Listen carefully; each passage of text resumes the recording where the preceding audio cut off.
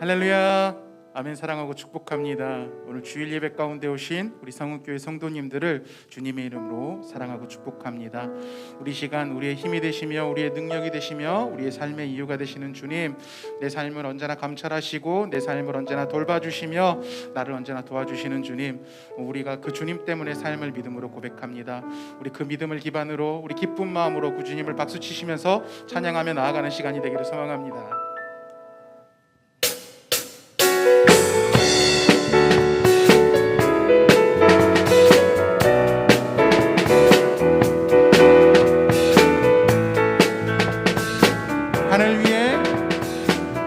하늘 위에 주님밖에 내가 사모할 자 이 세상에 없네. 내 맘과 힘을 믿을 수 없네. 오직 한 가지 우리 고백합시다. 주는 나의 힘이요, 주는 나의 힘이요, 주는 나의 힘이요, 영원히 주를 의지한 주는 나의 힘이요, 주는 나의 힘이요, 주는 나의 영원히 주를 의지하리. 영원. 우리 시간 다시 한번. 하늘 위에 주님밖에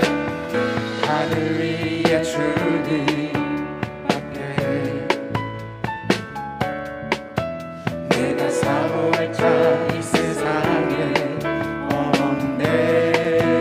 그렇습니다. 주님, 내가 의지할 수 있는 건 아무것도 없음을 고백합니다.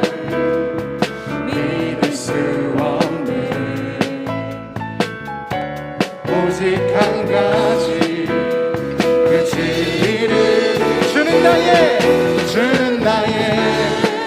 힘이요, 주는 나의 힘이요, 주는 나의 힘이요, 영원히 주를 의지. 다시 한번. 주는 나의 힘이요, 주는 나의 힘이요, 주는 나의 힘이요, 영원히. 우리 다시 한번 고백합시다.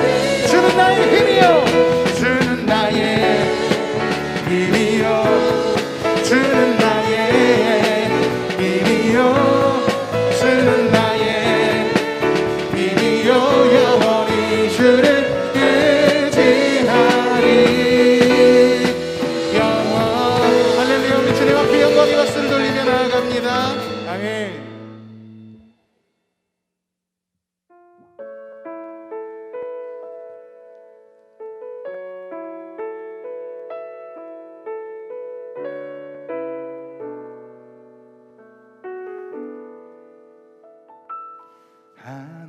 하나님의 사랑을 사모하는 자, 하나님의 평안을 바라보는 자, 너의 모든 것 창조하신 우리 주님이 너를 얼마나 사랑하시는지.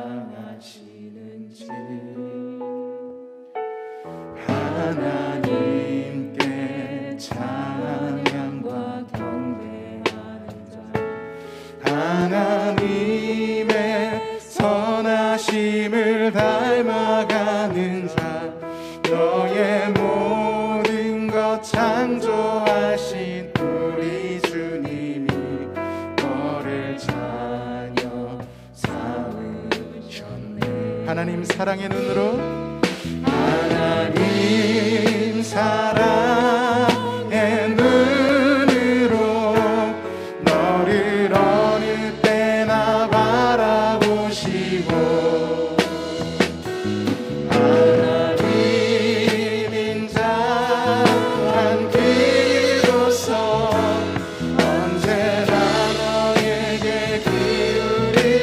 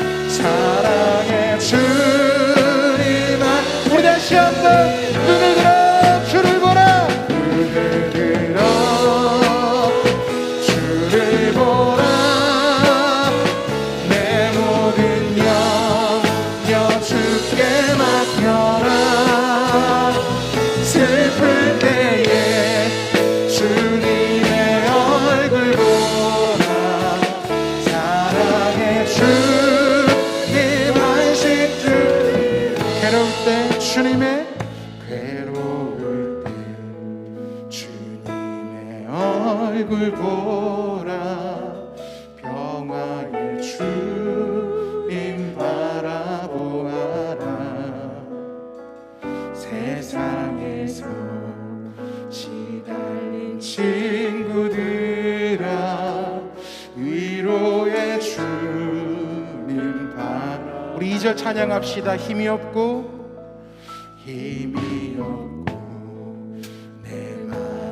연약할 때 능력의 주님 바라보아라. 주의 이름 부르는 모든 자는 힘주시고 늘 지켜주시고 눈을 들어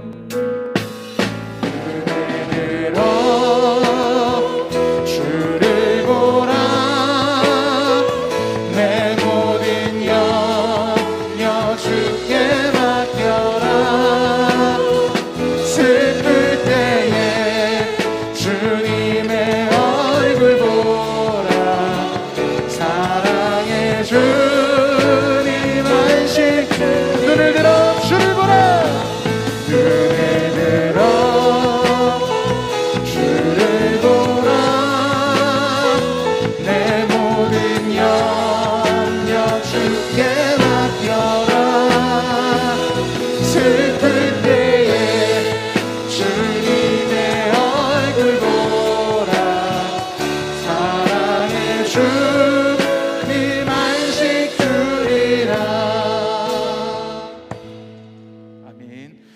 시간 다 같이 자리에서 일어나셔서 사도신경으로 우리의 신앙을 고백하며 하나님 앞으로 나아가도록 하시겠습니다.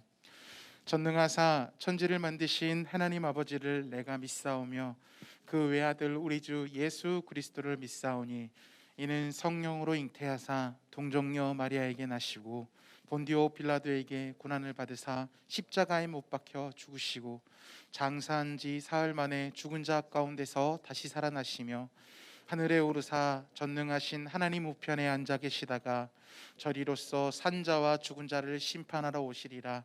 성령을 믿사오며 거룩한 공회와 성도가 서로 교통하는 것과 죄를 사하여 주시는 것과 몸이 다시 사는 것과 영원히 사는 것을 믿사옵나이다. 아멘.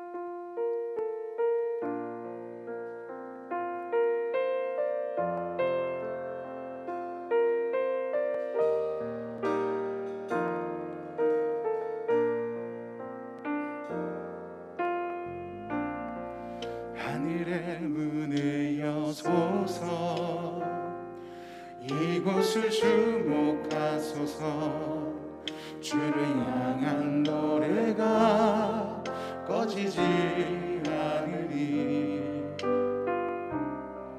하늘을 열고 보소서 이곳에 임재하소서 이곳에 임재하소서 주님을 기다립니다 기도의 향기가 하늘에 닿으니 주여 임재하여 주소서 이곳에 오셔서 이곳에 앉으소서 이곳에서 드리는 예배를 받으소서 주님의 이름만이 오직 주의 이름만 이곳에 오셔서 이곳에 앉으소서 이곳에 오셔서 이곳에 앉으소서 이곳에서 드리는 예배를 받으소서 주님의 이름만이 오직 주의 이름만 이곳에 있음 성령 안에 예배하리라 성령 안에 예배하리라 자유의 마음으로 사랑으로 사역하리라 교회는 생명이니 교회를 교회되게 예배되게 우리 사용하소서 진정한 부흥회라 오늘이 나도록 우리 교회를 교회되게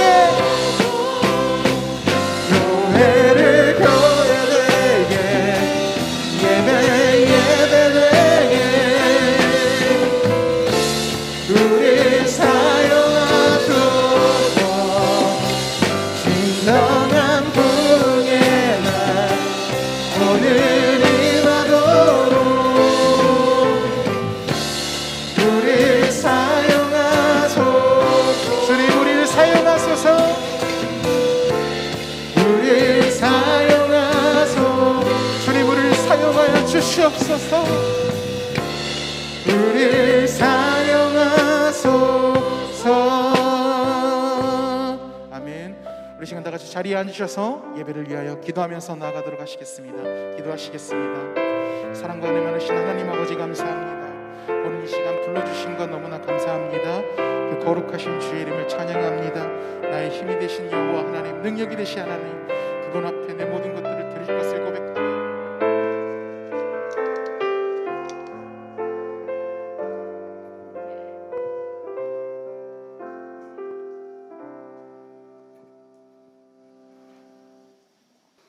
졸지도 아니하시고 주무시지도 아니하시며 우리를 지켜주시는 하나님 아버지, 모든 수목과 곡식과 과일이 자라고 열매를 맺어 익어가는 가을의 서막을 알리는 9월을 맞게 해 주시고, 주님께서 사랑하시는 주님의 백성들 주의 날을 맞이하여 하나님께 예배드릴 수 있는 은혜를 주심을 진심으로 감사드려옵나이다. 지난 일주일간도 세상 속에 살면서 알고 지은 죄 모르고 지은 죄 이 시간 주님 앞에 내려놓기를 간절히 원합니다. 받아주시옵소서. 용서하여 주시옵소서. 하나님 아버지, 8월 장렬한 태양도 지루한 장마도 후덕지근한 기온도 하나님의 질서로 섭리로 변화를 깨닫게 해주시니 감사드리옵나이다. 가을엔 결실의 계절로 모든 열매가 결실을 맺은 것 같이 우리의 신앙의 믿음도 채워주시고 성령으로 귀한 열매를 맺을 수 있도록 도와주시옵소서. 생명의 주 되신 우리 주님, 9월은 여러 가지 행사 중에서도 특히 우리 대한예수교 장로회 합동 106회 총회가 13일부터 울산 우정교회에서 있습니다. 한국교회 최대의 공교단으로서, 기독교의 장자교회 교단으로서 300만 성도를 가지고 있는 우리 교단으로서 이번 집회가 기도와 하나님의 은혜 속에서 총회가 잘 마칠 수 있도록 하여 주시고, 1년 동안 어려운 가운데서도 수고하시는 총회장님과 모든 임원들에게 큰 은혜를 내려주시고, 또 새로 수고하실 총회장님과 모든 임원들에게 지혜와 총명 허락 주셔서 1년 동안 진심으로 봉사할 수 있도록 하여 주시옵소서. 하나님 아버지, 9월은 또 우리 민족의 최대 명절인 추석을 맞이하여 온 가족이 모여서 기도와 예배를 드리는 즐거운 명절이 되게 하여 주시고, 하나님께 영광 돌리는 귀한 추석 명절이 되게 하여 주시옵소서. 사랑의 주님, 코로나19 바이러스로 인해서 비대면 예배가 길어짐을 따라서 우리의 신앙을 점검하기를 이 시간 원합니다. 우리 신앙이 나태해지지 않았는지 이 시간 돌아보기를 원합니다.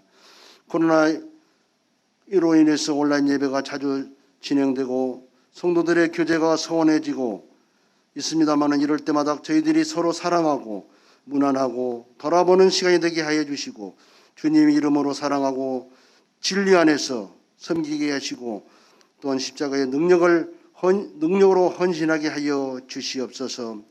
주님께서 자신을 내려놓고 모든 이들을 사랑하시고 모든 이들을 살리신 주님처럼 우리 교회도 한마음 한 사람으로 한 마음으로 사랑하고 헌신하게 하여 주시옵소서.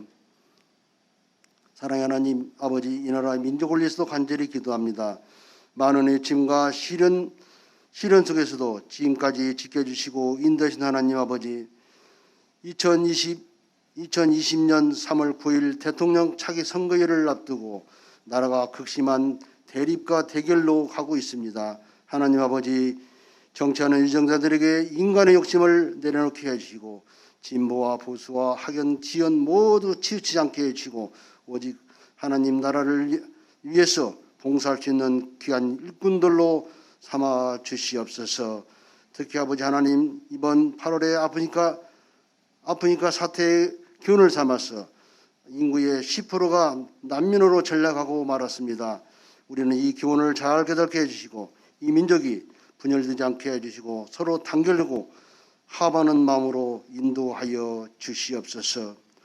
하나님 아버지, 오늘도 말씀을 듣습니다. 이 말씀을 전하는 우리 목사님 주님께서 붙잡아 주시고 항상 인도해 주셔서 우리가 말씀이 듣고 1등한 살아갈 때 큰 자양분이 될 수 있도록 도와주시옵소서. 사랑하는 아버지, 이 모든 말씀을 우리를 사랑해 주신 예수 그리스도 이름 받들어서 간절히 기도드렸사옵나이다. 아멘.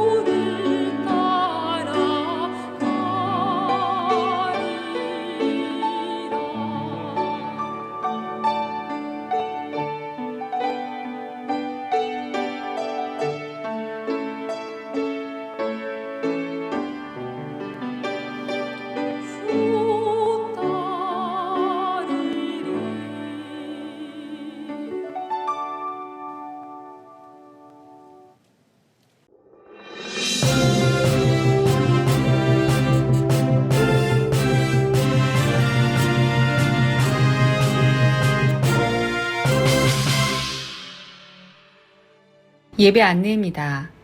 정부의 방역 지침 수도권 4단계가 연장됨에 따라 10월 3일까지 예배를 비대면 예배로 드립니다.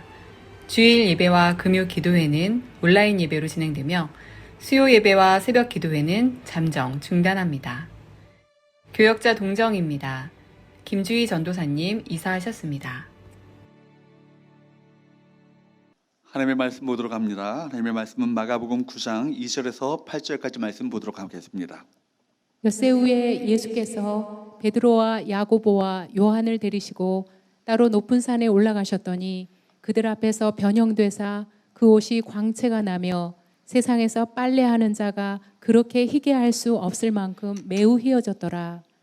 이에 엘리야가 모세와 함께 그들에게 나타나 예수와 더불어 말하거늘 베드로가 예수께 고하되 라삐여 우리가 여기 있는 것이 좋사오니 우리가 초막 셋을 짓되 하나는 주를 위하여 하나는 모세를 위하여 하나는 엘리야를 위하여 하사이다 하니 이는 그들이 몹시 무서워하므로 그가 무슨 말을 할지 알지 못함이더라. 마침 구름이 와서 그들을 덮으며 구름 속에서 소리가 나되 이는 내 사랑하는 아들이니 너희는 그의 말을 들으라 하는지라. 문득 둘러보니 아무도 보이지 아니하고 오직 예수와 자기들 뿐이었더라. 아멘. 오늘 베나사나의 메시지라는 제목을 가지고 하나님의 말씀을 함께 나누기 원합니다. 온라인 예배에 나오신 여러분을 주의 이름으로 환영합니다. 사랑합니다. 축복합니다. 본문은 유명한 그 변화산 사건이죠. 예수님의 십자가 사건이 임박한 쯤 일어난 일입니다. 본문 2절은 이렇게 시작합니다. 2절 말씀을 같이 한번 보도록 할까요? 같이 한번 읽어보도록 합니다. 시작. 엿새 후에 예수께서 베드로와 야고보와 요한을 데리시고 따로 높은 산에 올라가셨더니 그들 앞에서 변형되사. 예수님께서는요 12명의 제자들 가운데서도 베드로와 야고보와 요한 이 세 사람을 특별히 선별하시고 함께 산에 오르셨습니다. 아마 12명 중 이 세 사람을 핵심 리더로 훈련하려는 것처럼 보입니다. 실제로 사도행전으로 올라가게 되면 이 세 사람이 예루살렘 교회의 핵심적인 리더가 되죠. 이들이 이 변화산에서 놀라운 영적인 체험을 하게 됩니다. 그 제자들에게 하늘의 영광을 맛보기로 보여주신 사건이기도 합니다. 제자들은 환상적인 경험을 했습니다. 산에서 예수님의 모습이 변화된 것입니다. 주님의 얼굴이 해같이 빛나고 입고 있었던 옷이 빛과 같이 휘어졌다고 되어 있습니다. 이전에는 한 번도 경험하지 못했던 놀라운 일입니다. 우리는 이 변화산에서 제자들이 놀라운 체험을 한 것을 통해서 우리에게 주고자 하시는 메시지가 무엇인지 이 시간 다시 한번 우리 모두가 묵상해 보길 바랍니다. 세 가지를 말씀드리기 원하는데요. 첫 번째, 한번 따라할까요? 체험은 변화를 기대할 수 있다. 체험은 변화를 기대할 수 있다는 것입니다. 예수님의 제자들이 변화산에서 놀라운 체험을 한 것은 어떤 의미에서 오늘을 사는 그리스도인들이 기대할 수 있는 신앙 체험의 궁극적인 모델이라 할 수 있을 것입니다. 여러분, 그러면 예수님의 제자들이 이 산상에서 목적한 것은 무엇이었습니까? 그것은 1차적으로 예수님이 영광스럽게 변화하신 것을 본 것입니다. 예수님께서 이 세상에 오셔서 사시는 동안 어느 정도 그분은 자신의 신성의 영광을 제한하신 채로 사셨습니다. 그러나 이날 산상에서 예수님의 그 자신의 본래의 영광을 있는 그대로 다 드러내신 거예요. 오늘 산 위에서 어떤 일이 일어나고 있습니까? 다시 한번 보십시오. 2절과 3절 말씀을 같이 한번 보도록 합니다. 2절과 3절 같이 한번 읽어보도록 합니다. 시작. 엿새 후에 예수께서 베드로와 야고보와 요한을 데리시고 따로 산에 올라가셨더니 그들 앞에서 변형되사 그 옷이 광채가 나며 세상에서 빨래하는 자가 그렇게 희귀할 수 없을 만큼 매우 희어졌더라. 그냥 흰 옷이 아니라 어떤 흰 옷이에요? 광채가 나는 흰 옷입니다. 옷만 변한 것이 아니에요. 예수님의 모습에도 변형이 일어났습니다. 마가는 언급하고 있지 않지만 마태복음 17장 2절 말씀에서 이렇게 말씀하고 있습니다. 마태복음 17장 2절 말씀을 같이 한번 보도록 합니다. 같이 한번 읽어보도록 할까요? 시작. 그들 앞에서 변형되사 그 얼굴이 해같이 빛나며 옷이 빛과 같이 휘어졌더라. 그 얼굴이 어떻게 됐다고요? 그 얼굴이 해같이 빛났다. 그렇게 말씀합니다. 요한계시록에서도 계시 중에 예수님의 얼굴을 보았던 요한은 이렇게 기록하고 있습니다. 요한계시록 1장 16절 말씀을 보도록 합니다.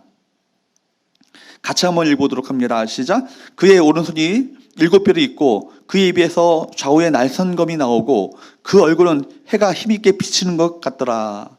그 얼굴이 어떻게 됐다고요? 그 얼굴이 해가 힘있게 비치는 것처럼 찬란한 광채가 그 얼굴 가운데 나타나게 됐다는 것입니다. 여러분, 예수님은 빛의 원천이십니다. 예수님의 변형은 인성을 가지신 예수님의 얼굴이 일시적으로 가려지고 본래 갖고 계셨던 그 신성의 영광이 얼굴에 드러났다고 볼 수 있는 것입니다. 하나님의 아들로서의 본질이 얼굴의 광채로 나타나게 되는 것이죠. 또 하나의 경이로운 사건은 그곳에 누가 있었습니까? 엘리야와 모세가 나타났다는 것입니다. 4절 말씀을 봅니다. 시작. 이에 엘리야가 모세와 함께 그들에게 나타나 예수와 더불어 말하거늘. 지금 누가 예수님과 더불어 말하고 있습니까? 엘리야와 모세, 이 두 사람은 구약의 상징적인 인물로 우리가 보여지는 이스라엘의 최고의 거정들이에요. 모세로 한다면 여러분 어떤 산이 생각납니까? 시내산. 여러분, 엘리야는 호렙산이 떠오릅니다. 그들은 그곳에서 하나님의 영광을 목격했던 사람들이에요. 모세는 율법을 받은 자이고 엘리야는 위대한 선지자이고 선지자 중에 대표라고 할 수 있습니다. 그러니까 모세는 모세오경, 엘리야는 예언서, 그 모든 구약의 말씀을 대표하는 인물들이 모세와 엘리야입니다. 여러분, 구약의 율법과 선지자의 예언의 중심에는 그러니까 누가 계신 거예요? 예수 그리스도가 계신 거예요. 그러니까 그 구약의 율법서와 예언서가 누구와 더불어 이야기하고 있습니까? 예수님과 더불어 이야기하고 있습니다. 그리스도는 율법과 예언 모든 것을 성취하신 분 아니겠습니까? 예수님께서 그 영광의 상태 안에 머무시며 구약의 위대한 영웅들인 모세와 엘리야와 더불어 제화하는 모습을 지켜봤던 것이 얼마나 감격스럽겠습니까? 그래서 제자 베드로는 뭐라고 요청합니까? 예수님께 요청합니까? 5절 말씀을 볼까요? 같이 한번 읽어보도록 합니다. 시작. 베드로가 예수께 고하되 랍비야, 우리가 여기 있는 것이 좋사오니 우리가 초막 셋을 짓되 하나는 주를 위하여 하나는 모세를 위하여 하나는 엘리야를 위하여 하사이다 하니, 그 영광스러운 장면을 지켜보는 것이요 너무나도 감격스러운 거예요. 그러니까 자기도 모르게, 자기도 무슨 소리를 하는지도 모르게 여기서 주를 위하여 모세를 위하여 엘리야를 위하여 초막 셋을 짓고 여기서 영원토록 거하자고 그렇게 요청합니다. 여러분, 그런데 바울 사도는 우리가 예수의 영광을 본다는 것은 그 황홀경에 빠지는 것으로 끝나는 것이 아니라 그의 영광을 바라보고 사는 자마다 그의 영광의 형상을 담게 될 것이다, 그렇게 말씀하고 있습니다. 고린도후서 3장 18절 말씀을 볼까요? 같이 한번 읽어보도록 합니다. 시작. 우리가 다 수건을 벗은 얼굴로 거울을 보는 것 같이 주의 영광을 보매 그의 같은 형상으로 변화하여 영광에서 영광이 이르니 곧 주의 영으로 말미암음이니라. 쉽게 말하면 예수님을 바라보고 사는 자는 어느 날 성령의 역사로 말미암아 예수님처럼 영광스럽게 변화되어 나타나게 될 것이라고 약속하고 있습니다. 바울 사도는 로마서 8장 30절에서 이 진리를 다음과 같이 설명하고 있습니다. 로마서 8장 30절 말씀을 볼까요? 같이 한번 읽어보도록 합니다. 시작. 또 미리 정하신 그들을 또한 부르신 그들을 또한 의롭게 하시고 의롭다 하신 그들을 또한 영화롭게 하셨느니라. 그렇습니다. 마침내 주님 닮은 영화로운 모습으로 주님 앞에 서게 되는 것, 그것이 바로 변화산의 체험이 가져다 줄 궁극적인 우리의 모습 아니겠습니까? 이것이 우리 기대 아니겠어요? 그러므로 날마다 하루하루 주님을 닮아가는 기대로 사는 자가 되시기를 주님으로 축복합니다. 그런데 여러분, 이런 신비스럽고 영광스러운 체험이 언제 일어납니까? 누가복음 9장 28절 말씀을 볼까요? 누가복음 9장 28절, 동일한 사건을 기록하고 있는 말씀입니다. 같이 한번 읽어보도록 합니다. 시작. 이 말씀을 하신 후 8일쯤 되어 예수께서 베드로와 요한과 야고보를 데리고 기도하시러 산에 올라가사. 동일한 사건을 기록하고 있는 누가복음에 보면 주님께서는 그날 제자들을 데리고 뭐하러 산에 올라가셨다고요? 기도하시러 산에 올라가셨다. 기도하다가 결국 여러분, 제자들은 하나님 나라의 신비를 경험하게 된 것입니다. 그러므로 기도란 무엇입니까? 죄인들이 하나님의 영광스러운 임재 속에 들어가는 것이 기도예요. 기도란 우리 영혼이 하나님을 우러러 바라보는 행동입니다. 일부 책부만은 이런 얘기를 했어요. 기도란 하나님의 임재 속에 들어가 하늘의 영광을 보는 것이다. 하나님의 임재 속에 들어가 하늘의 영광을 보는 것, 이것이 기도라는 거예요. 기도 중에 우리는 주님을 바라보게 되고 주님의 영광스러운 얼굴빛이 우리 영혼에 비추어지는 것입니다. 그래서 우리 영혼이 빛나게 되는 거예요. 기도가 없는 사람은 기독교의 신비를 알 수 없습니다. 여러분, 주님의 신비를 경험하고 그 능력을 체험하는 분들 한번 다 보십시오. 대부분이 기도를 통해서이고 기도 중에 주의 영광스러운 임재를 경험하게 되는 거예요. 왜 이 경험이 필요합니까? 내가 이 하나님의 영광을 보았다, 이 확신만 있다면 우리는 금년에 코로나가 아니라 할지라도 어떤 시련과 도전이 몰려온다 할지라도 능히 그것을 극복할 수 있는 것입니다. 하나님은 찬송 중에 거하신다 말씀하셨습니다. 하나님의 임재가 있는 곳에서 하나님 나라의 능력을 경험하고 하나님의 음성이 들려지고 거룩한 임재의 신비를 경험하게 되는 것입니다. 그러므로 우리가 주의 이름을 찬양하고 경배하는 이 자리, 어느 처소에 있든지 간에 어느 자리에서 여러분 예배하고 있든지 간에 각처에서 예배하고 있는 그 자리가 바로 변화산과 같은 자리가 될 수 있기를 축복합니다. 하나님을 예배하며 찬양하며 기도하는 동안 하나님의 거룩한 영광의 구름이 우리를 뒤덮고 그분의 음성이 이 말씀 가운데 들려지고 우리 가슴 속에 하나님 나라의 능력이 임하고 그 나라의 신기한 능력과 통치가 우리 가슴 속에 들어올 수 있기를 축원합니다. 그러므로 우리가 이 예배에 나올 때마다 간구해야 될 것은 무엇일까요? 이 자리에서 주님의 거룩한 임재를 경험하고 여러분, 주님의 음성을 듣는 거예요. 이 자리에 올라올 때마다 우리는 주님의 음성 듣기를 원해야 합니다.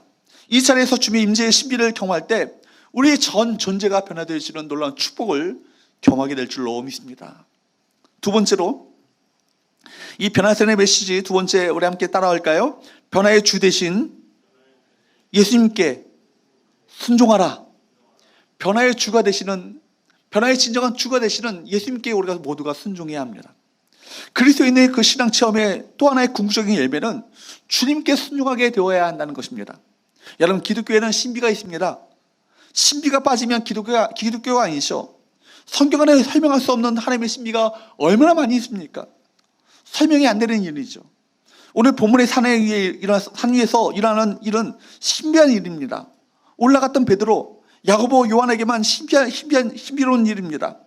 하지만 여러분, 기독교가 신비주의는 아니죠. 신비주의에 빠지면 안 되는 것입니다. 신비주의란 무엇입니까? 신비한 것만을 쫓는 것을 말하는 거예요. 특별한 체험이 없으면 만족하지 못하는 이상한 쪽으로 흘러가게 됩니다. 체험만 하기를 구하다 보면 여러분, 성경보다도 예수님보다도 체험적인 현상에 더 집중하게 되면서 결국 마침내 이단에 빠지게 됩니다. 여러분, 베드로가 놓친 것은 무엇입니까? 신비로운 상황 한가운데 계신 예수님입니다. 베드로는 무엇에 집중했어요? 현상에 집중했어요. 이때 하늘에서 호련히 음성이 들립니다. 7절 말씀을 봅니다. 같이 읽어보도록 합니다. 시작. 마침 구름이 나서 그들을 덮으며 구름 속에서 소리가 나되 이는 내 사랑하는 아들이니 너희는 그의 말을 들으라 하는시라. 아멘. 이것이 결론이죠. 너희는 그의 말을 들으라. 세상에서 우리가 귀를 기울여야 하는 것은 오직 주님의 말씀밖에 없습니다. 사람들의 의견과 견해, 이론, 사상 다 좋지만 그런 것들은 인간에게서 나온 거예요. 하나님의 말씀만이 영원한 절대의 진리인 줄로 믿습니다. 체험이 아닌 말씀인 것입니다.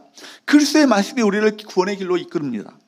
체험은 일시적이지만 말씀은 영원합니다. 그러므로 하나님의 사랑하는 아들 예수님의 음성을 듣는 자로, 그 음성에 순종하는 자로 우리가 살아야 하는 것입니다. 결국 우리가 주님을 온전히 닮아가는 자로 주님 앞에 서게 되면 우리가 그분의 음성을 듣고 그분을 따르는 순종의 삶을 살게 될 때 여러분, 우리가 주님을 닮아가는 삶을 살게 되는 것 아니겠습니까? 그러므로 여러분, 체험은 체험만으로 끝나는 것은 안 되는 것입니다. 우리 신앙 체험이 얼마나 건강한 것인가, 이 체험이 얼마나 건강한 것인가, 그 결과로 여러분 결국 무엇을 평가하겠습니까?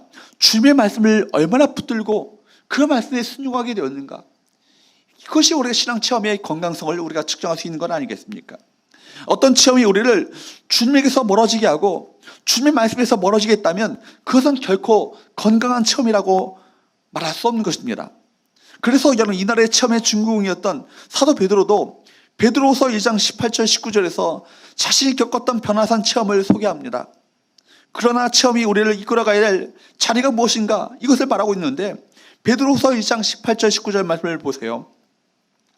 이 소리는 우리가 그와 함께 거룩한 산에 있을 때에 하늘로부터 난 것을 들은 것이라. 이 말씀은 뭐예요? 변화사에서의 어떤 경험을 이야기하는 건 아니겠습니까? 19절 계속 봅니다. 또 우리에게는 더 확실한 예언, 즉 뭡니까? 말씀이 있어서 어두운 데를 비추는 등불과 같으니 날이 새어 샛별이 너희 마음에 떠오르기까지 너희가 이것을 주의하는 것이 옳으니라. 자신이 예수님과 그 거룩한 산에 있었던 그 처음 이후에 결국 어떤 것을 붙들어야 하는가? 더 확실한 예언이 있다는 것이죠. 뭐예요? 하나님의 말씀 아니겠습니까? 하나님의 말씀을 붙들고 사는 자가 되어야 한다. 이 말씀을 하고 있는 것입니다. 흥미로운 것은 이날 변화산 드라마의 마지막 장면이에요. 8절 말씀을 볼까요? 같이 읽어보도록 합니다. 시작. 문득 둘러보니 아무도 보이지 아니하고 오직 예수와 자기들 뿐이었더라. 오직 예수와 자기들 뿐이었더라. 제자들이 정신을 차리고 둘러보니 오직 예수님 외에는 아무도 보이지 않는 사실을 증언한 내용입니다. 제자들의 눈에는 그들이 보고 섬기고자 했던 엘리야도 모세도 더 이상 보이지 않았습니다. 두렵고 영광스러운 하나님의 영광의 구름도 보이지 않았어. 오직 예수님만이 그들의 시야에 들어왔습니다. 예수님만 홀로 남으신 것이 중요한 결론입니다. 이것은 무엇을 말씀합니까? 신앙의 중심에는 항상 예수님이 계셔야 한다는 것을 말씀하고 있는 거예요. 여러분, 아무리 대단한 환상과 체험을 했다 할지라도 예수님을 능가할 수 없습니다. 체험과 경험에는 누가 계셔야 합니까? 예수님이 계셔야 합니다. 그 어떤 놀라운 기적적인 체험, 암이 낫고 병이 낫고 의학적으로 도저히 불가능한 불치병이 치료되는 놀라운 체험을 했다 할지라도 그 사건을 통해서 누가 남으셔야 합니까?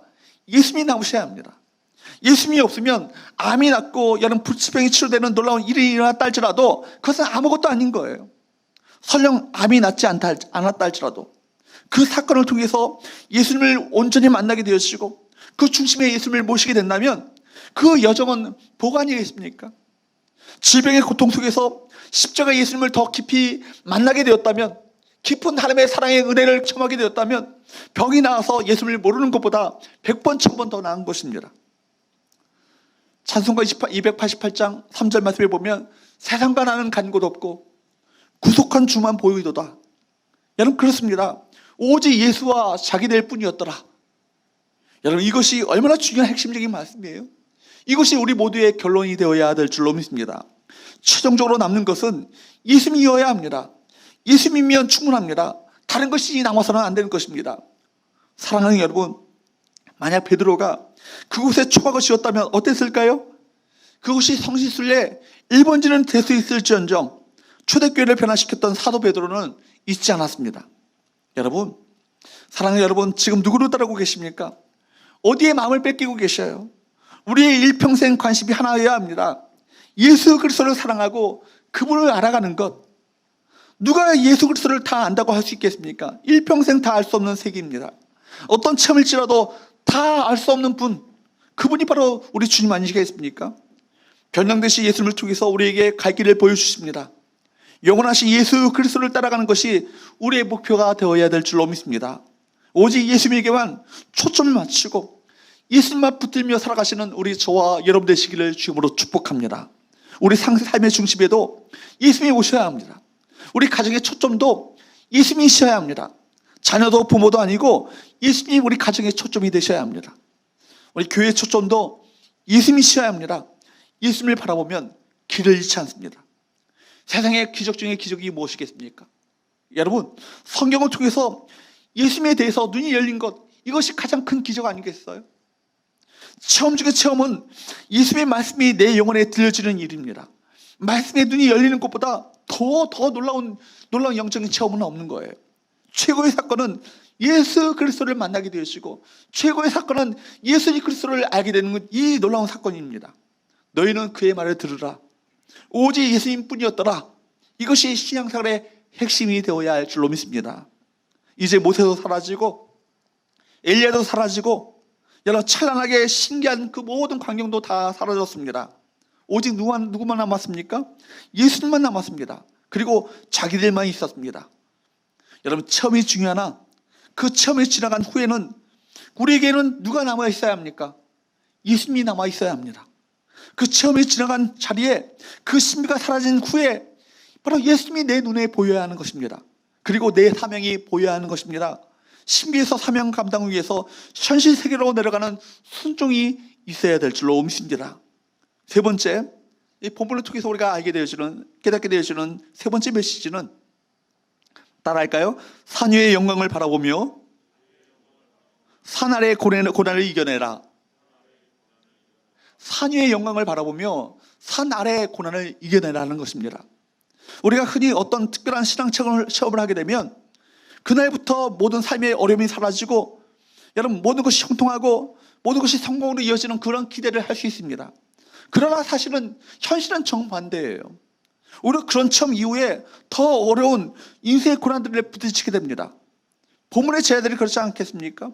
본문 이후에 14절 이하의 말씀을 보게 되면 그들이 산에서 내려가자 모든 형통한 길이 열려지고 모든 성공의 어떤 탄탄대로가 펼쳐진 것이 아니에요. 우리 산에 내려가자 기다리고 있었던 현실은 무엇입니까? 귀신 들린 아이를 고치지 못하고 당하고 있는 동료 제자들이 쩔쩔매고 있는 그 모습이 보였습니다. 거기서 끝나지 않았습니다. 이 사건에 이어서 예수님께서는 제자들에게 다가올 엄청난 일을 예고하고 계십니다. 마태복음 17장 22절 13절 말씀을 볼까요? 같이 한번 읽어보도록 합니다. 시작. 갈릴리 모일 때 예수께서 제자들에게 이르시되 인자가 장차 사람들의 손에 넘겨져 죽임을 당하고 제3일에 살아나리라 하시니 제자들이 매우 근심하더라. 예수님의 고난과 십자가예요. 여러분 변화산과 너무나도 대조적인 사건 아니겠습니까? 그렇다면 도대체 왜 예수님께서는 당신의 제자들에게 이런 변화산의 그 체험을 허락하셨을까요? 대답은 명확하죠. 그 변화산에서 봤던 그 영광을 기억하며 오늘의 고난을 승리하기 위해서입니다. 변화산의 그 영광을 바라보며 오늘 내 몫의 채태인 내 십자가, 그 자기 십자가를 묵묵히 지고 주님을 따를 것을 요구하고 계신 것 아니겠습니까? 사랑하는 여러분, 높은 산으로 데리고 가셨다는 것은 무엇을 보여줍니까? 높은 산은 세상과 거리가 둔 특별한 공간적인 의미가 있어요. 예수님은 제자들에게 세상과는 다른 차원의 세계를 보여주셨습니다. 거기서 영광스러운 모습으로 변화되셨습니다. 이전에는 한 번도 볼 수 없었던 그런 영광스러운 모습이었던 것이죠. 주님께서 입으셨던 옷과 얼굴에서 나오는 영광의 광채에 그 제자들은 압도당하게 됩니다. 제자들로서는 황홀감의 그 어떤 극치를 경험하는 그 순간이었습니다. 바울은 로마서 8장 18절에서 이렇게 말씀하죠. 로마서 8장 18절 말씀을 볼까요? 시작. 생각 가운데 현재의 고난은 장차 우리에게 나타날 영광과 비교할 수 없도다. 이게 대조적인 두 쌍의 단어들이 있습니다. 뭡니까? 예, 현재와 장차, 그리고 고난과 영광입니다. 우리가 현재 고난에 주저앉지 말아야 될 이유, 장차 무엇입니까? 왜 그렇습니까? 예비된 영광이 있기 때문입니다. 그 영광의 비전을 바라보고 살 줄 아는 자들에게 고난은 오히려 인생의 디딤돌이 될 수 있는 거예요. 현재의 고난, 이것은 산 아래에서 우리가 예수님을 따르기 위해서 겪는 고난과 어려움일 수 있습니다. 그런데 이 땅에서 우리가 겪는 고난이 크지만 나중에 우리에게 나타날 영광, 이것은 변화산에서 보았던 그 영광 아니겠습니까? 그 영광과 비교해 본다면 이것은 아무것도 아니라는 거예요. 이 땅에서 우리가 모든 사람들이 겪는 고난을 다 끌어모은다 할지라도 하늘나라의 영광의 그 일순간과는 비교할 수 없을 것입니다. 이 변화산 사건은 모든 어둠을 걷어내고도 남을 만한 사건이었습니다. 변화산에서의 어떤 신비로운 체험은 제자들에게 일평생 엄청난 자산이 되고도 남는 일이었습니다. 사랑하는 여러분, 지금 예수님께서는 십자가로 가시는 여정이에요. 골고다로 가시는 그 여정 가운데 있습니다. 제자들과 함께 십자가 고난을 예고하시고 말씀하고 계시는 상황입니다. 그런 여정 속에서 왜 예수님께서는 제자들에게 변화산의 영광을 보여주셨습니까? 산 위에서의 영광을 바라보며 산 아래에서의 일어나게 될 고난을 이겨내라는 이 메시지를 주기 위해서 그들에게 영광스러운 변화산의 어떤 체험을 허락하신 것 아니겠습니까? 그러므로 기도 가운데 영광스러운 주님의 임재를 경험하셔야 하고 예배 가운데 영광스러운 주님을 만나셔야 합니다. 그 영광스러운 주님을 만난 체험이 현실의 고난, 우리에게 내 몫의 태인 십자가를 이겨낼 능력이 되는 것입니다. 여러분, 신비한 영광스러운 체험은 힘든 현실을 살아가는 우리 모두에게 큰 위로와 힘을 줄 수 있습니다. 밤모섬에 갇혀 있었던 사도 요한에게 하늘의 계시가 주어지죠. 그 하늘의 계시 가운데 그 하늘 천상의 영광을 그가 바라보지 않습니까? 그 하늘의 계시를 하나하나 기록하는 그 요한계시록, 그 말씀은 고난받는 성도들의 큰 위로와 격려가 되었습니다. 고난받는 현실만 보이면 여러분 한순간도 버텨낼 수 없지만 내 너머에, 그 너머에 있는 영광을 바라보게 된다면 우리 마음 가운데 무엇이 생깁니까? 소망이 생기는 것입니다. 사랑하는 여러분, 아무리 산 위에서의 신비로운 경험, 영광스러운 체험이 중요하다 할지라도 산 아래로 내려가셔야 합니다. 기독교는 산 위의 종교가 아니에요. 산 아래의 사명을 감당해야 하는 종교이기 때문입니다. 불교는 산 위의 종교죠.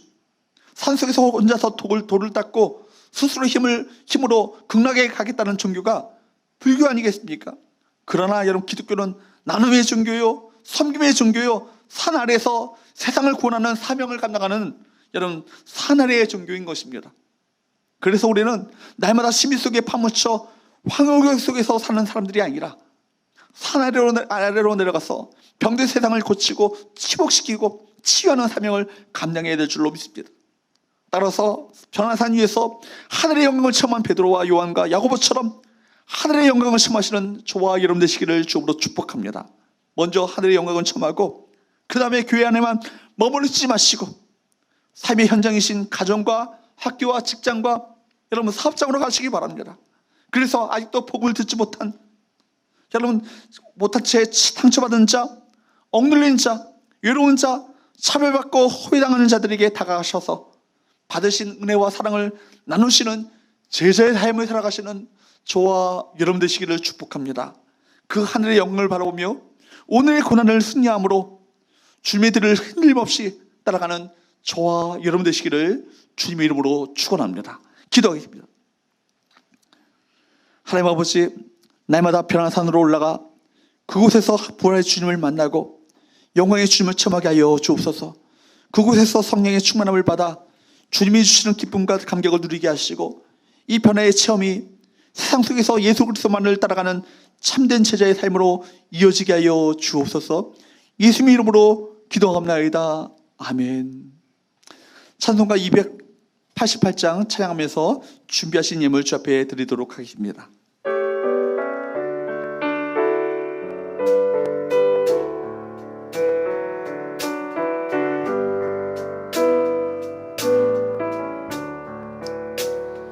예수를 나의 구주 삼고 성령과 피로써 거듭나니 이 세상에서 내 영혼이 하늘의 영광 누리도다. 이것이 나의 간증이요 이것이 나의 찬송일세. 나 사는 동안 끊임없이 구주를 찬송하리로다. 온전히 주께 맡긴 내 영 사랑의 음성을 듣는 중에 천사들 왕래하는 것과 하늘의 영광 보리로다. 이것이 나의 간증이요 이것이 나의 찬송일세. 나 사는 동안 끊임없이 구주를 찬송하리로다. 주 안에 기쁨 누림으로 마음의 풍랑이 잔잔하니 세상과 나는 간 것 없고 구속한 주 안 보리로다. 이것이 나의 간증이요 것이 나의 찬송일세. 나 사는 동안 끊임없이 우주를 찬송하리로다.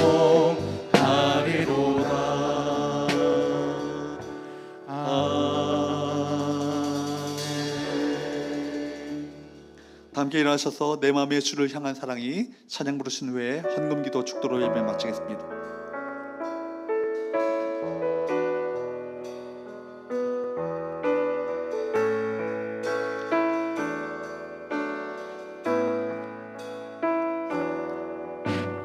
내 마음의 주를 향한 사랑이 나의 말에 주가 주신 진리로 나의 눈에 주의 눈물 채워주소서.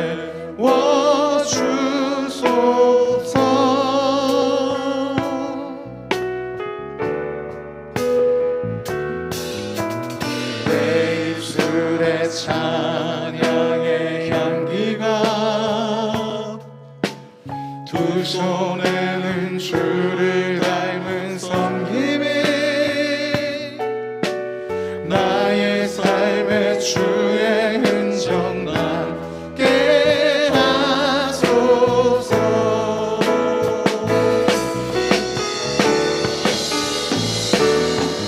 하나님의 사랑이 영원히 함께하리. 십자가의 길을 걷는 자에게 순교자의 삶을 사는 이에게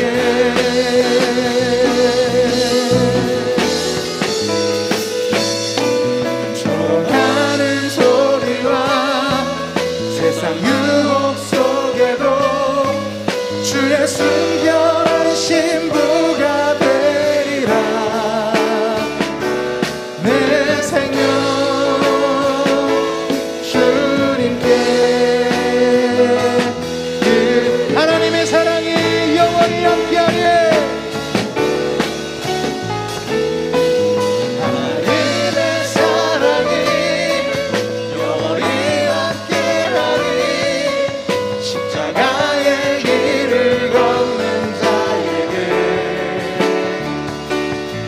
순교자의 삶을 사는 이에게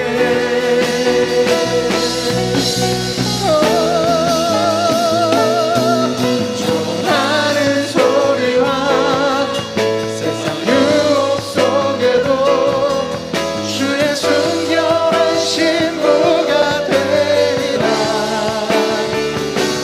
내 생명 주님께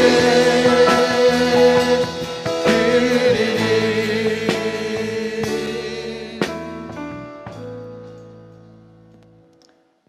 하나님 아버지, 오늘 주님 앞에 나와 예배하는 우리 복된 자리를 허락하심을 감사합니다.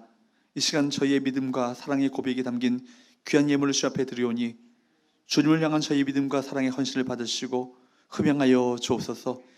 여전히 계속된 코로나19 속에서도 날마다 주님의 돌보심과 도우심의 은혜를 경험하게 하시고 공급자 되시는 하나님의 채우시는 손길을 경험할 수 있도록 은혜를 풀어 주옵소서.